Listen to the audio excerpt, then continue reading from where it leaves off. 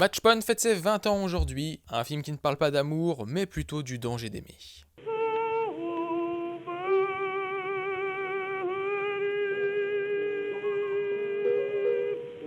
Match Point, c'est un film sur le désir, sur la trahison, sur le hasard, mais c'est surtout le meilleur film de Woody Allen, et je suis absolument ouvert à aucun débat sur ce sujet. L'histoire, c'est celle de Chris, un jeune prof de tennis qui se fait embaucher dans un club huppé de Londres. Désireux d'intégrer la haute société, il fréquente la richissime Chloé. Alors qu'ils sont sur le point de se marier, l'arrivée de Nola, une jeune américaine, bouleverse tous les plans de Chris. Ce qui rend Match Point absolument fascinant, c'est la manière dont Woody Allen détourne son propre cinéma. On n'est plus dans les névroses bavardes de Manhattan. Ici, il nous dépeint une vraie tragédie grecque, travestie en drame bourgeois. Il y a un travail sur les plans fixes qui est absolument somptueux, il y a ce travail aussi sur la symétrie des plans, sur cette lumière quasi clinique, et cette caméra qui est constamment immobile et distante, comme si elle se plaçait en tant que juge de l'action qui se déroule. Il y a un travail énorme sur les silences, les non-dits, sur les jeux de regard, et tout ça à travers la métaphore du sport, en l'occurrence le tennis, qu'il utilise pour parler de la culpabilité à travers la probabilité.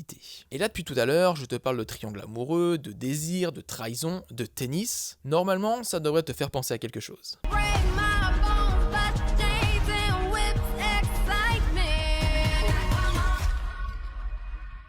En réalité, c'est assez fascinant de comparer Match Point à Challengers. Alors on est d'accord que sur la forme, ça n'a pas grand chose à voir. Mais ce sont des films qui ont quand même des similitudes. D'abord avec cette métaphore du tennis, mais ils ont aussi un sujet qui est commun, celui du prix à payer pour gagner. Deux films, un sujet, une métaphore commune, mais qui ont deux approches complètement opposées. Parce que dans Challengers, Guadagnino filme le tennis comme un véritable langage du désir. Le sport devient un fleur de la domination. Une compétition où la victoire reste du domaine du jeu, de la pulsion, du fantasme. Là où à l'inverse, dans Match Point, le tennis n'a absolument rien d'érotique. Woody Allen utilise vraiment le tennis comme une métaphore du destin. Ici, le désir n'a absolument rien de positif, ce n'est pas du tout un jeu, mais plutôt une réelle menace. Match Point va vraiment puiser dans l'aspect calculateur du sport, là où la victoire et la défaite ont une sonorité bien plus tragique, là où le hasard dépasse largement la morale. Deux films donc qui parlent de passion, de compétition et de perdition, mais là où Guadagnino dépeint le désir comme un véritable moteur, à son extrême opposé, Woody Allen lui va le dépeindre comme une destruction. Et à titre complètement personnel, cette dimension très shakespearienne de Match Point me séduit largement plus.